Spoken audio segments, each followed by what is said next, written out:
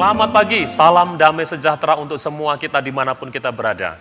Mari kita merenungkan firman Tuhan pagi hari ini dari Mazmur pasal yang ke-127 ayat yang pertama dan ayat yang kedua. Demikian bunyi firman Tuhan. Jikalau bukan Tuhan yang membangun rumah, sia-sialah usaha orang yang membangunnya. Jikalau bukan Tuhan yang mengawal kota, sia-sialah pengawal berjaga-jaga. Sia-sialah kamu bangun pagi-pagi dan duduk-duduk sampai jauh malam dan makan roti yang diperoleh dengan susah payah, sebab ia memberikannya kepada yang dicintainya pada waktu tidur. Saudara-saudara yang terkasih, kita harus menyadari bahwa semua upaya dan kerja keras kita tanpa melibatkan Tuhan akan menjadi sia-sia. Usaha apapun yang kita bangun, yang digambarkan dengan usaha membangun rumah, akan sia-sia kalau kita tidak melibatkan Tuhan. Ayat yang pertama, jikalau bukan Tuhan yang membangun rumah, sia-sialah usaha orang membangunnya. Bahkan saudara-saudara, upaya apapun yang kita lakukan untuk menjaga diri kita, untuk melindungi diri kita, itu pun akan menjadi sia-sia kalau kita tidak melibatkan Tuhan. Bagian B, ayat yang pertama, jikalau bukan Tuhan yang mengawal kota, yang berjaga-jaga, yang melindungi kota, sia-sialah pengawal berjaga-jaga. Bahkan semua upaya dan kerja keras kita yang kita lakukan mulai dari pagi hari sampai malam hari akan menjadi sia-sia kalau kita tidak melibatkan Tuhan. Ayat yang kedua bagian A, sia-sialah kamu bangun pagi-pagi dan duduk-duduk sampai jauh malam dan makan roti yang diperoleh dengan susah payah. Saudara-saudari, 3 perkataan sia-sia yang muncul dalam 3 ayat ini menunjukkan bahwa sebenarnya sumber berkat itu bukanlah kerja keras kita, tetapi Tuhanlah yang menjadi sumbernya. Itu sebabnya dalam ayat yang kedua dikatakan bahwa Tuhan sebagai sumber berkat mampu memberikan berkat kepada kita bahkan pada waktu kita tidur. Ini menegaskan bahwa Tuhanlah sumber berkat, bukan kerja keras, bukan upaya kita, tetapi Tuhan.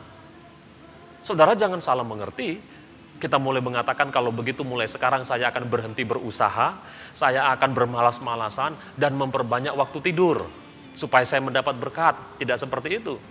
Dengan tidur saudara mungkin bisa mendapat mimpi yang banyak, tapi belum tentu mendapat berkat yang banyak. Jadi Tuhanlah sumbernya. Dan bukan upaya kita. Bukan upaya kita bekerja atau upaya kita dalam tidur. Tidak. Tetapi Tuhanlah yang menjadi sumber berkat. Kalau begitu, apa yang dapat kita lakukan supaya kita bisa memperoleh keberhasilan, memperoleh berkat yang melimpah? Bagian B, ayat yang kedua mengatakan, sebab Tuhan memberikannya, yaitu memberikan semua berkat itu kepada yang dicintainya pada waktu tidur. Jadi kata kuncinya bukanlah kerja keras atau tidur, tetapi kepada yang dicintainya. Tuhan memberikan semua berkat itu kepada yang dicintainya. Pertanyaannya, siapakah orang-orang yang dicintai oleh Tuhan? Yaitu semua orang-orang yang mencintai Tuhan dengan segenap hati mereka. Jikalau kita mengutamakan Tuhan lebih daripada semua upaya dan kerja keras kita, maka otomatis berkat-berkat itu akan menjadi bagian dalam kehidupan kita. Pada waktu kita mencari kerajaan Tuhan, pada waktu kita mengutamakan Tuhan lebih daripada semua upaya kita, secara otomatis berkat-berkat itu akan menjadi bagian daripada kehidupan kita. Artinya saudara-saudara, berkat itu tidak lagi lahir karena kerja keras kita, tetapi karena Tuhan mengasihi kita. Oleh karena itu, seharusnya inilah yang menjadi hal yang utama yang kita kerjakan.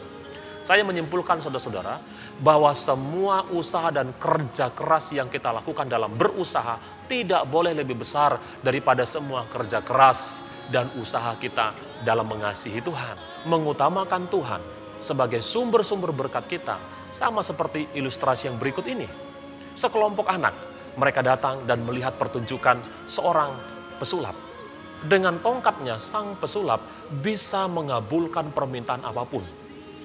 Kepada anak yang pertama, dia berkata, apa yang kau inginkan? Dengan tongkatku, aku bisa mengabulkan apapun yang kau inginkan. Sebagai seorang anak, dia berkata, aku menginginkan sebuah permen lollipop yang sangat besar. Lalu dengan tongkatnya, pesulap bisa memberikannya, saudara-saudara. Kepada anak yang kedua, dia mengatakan, apa yang kau inginkan? Anak yang kedua mengatakan, saya ingin mendapat sepeda yang baru. Dengan tongkatnya, si pesulap bisa memberikan Sepeda. Anak yang ketiga, apa yang kau inginkan? Dia mengatakan, saya menginginkan sebuah mobil mainan yang besar sehingga saya bisa naik dan mengendarainya. Dengan tongkatnya si pesulap bisa memberikan. Lalu kepada anak yang keempat dia mengatakan, apa yang kau inginkan? Si anak mengatakan, saya tidak menginginkan permen, saya tidak ingin sepeda, saya tidak ingin mobil. Lalu apa yang kau inginkan? Si anak mengatakan, saya ingin tongkatmu. Kalau saya punya permen, permen akan habis. Kalau saya ingin sepeda, sepeda akan rusak. Demikian pula dengan mobil. Tetapi kalau saya punya tongkat itu, maka saya akan bisa selalu memiliki semuanya yang saya inginkan.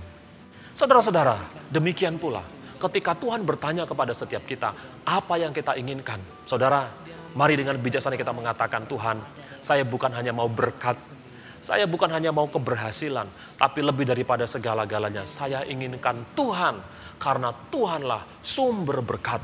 Jikalau Tuhan hadir dalam kehidupan kita, maka segala sesuatu otomatis akan diberikan oleh Tuhan kepada kita.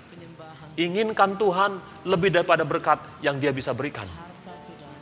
Cari Tuhan lebih daripada berkat-berkat yang kita inginkan, saudara-saudara. Karena hanya orang-orang yang mengutamakan Tuhan lebih daripada segala-galanya lah, mereka lah yang secara otomatis akan menikmati semua berkat tersebut. Pagi hari ini, biarlah kebenaran firman Tuhan menguatkan kita dan mendorong kita untuk mengasihi, mencintai Tuhan lebih daripada segala-galanya. Kita akan menyaksikan bagaimana Tuhan akan memberkati kita dalam segala situasi yang kita hadapi, dalam masa-masa sukar yang kita hadapi.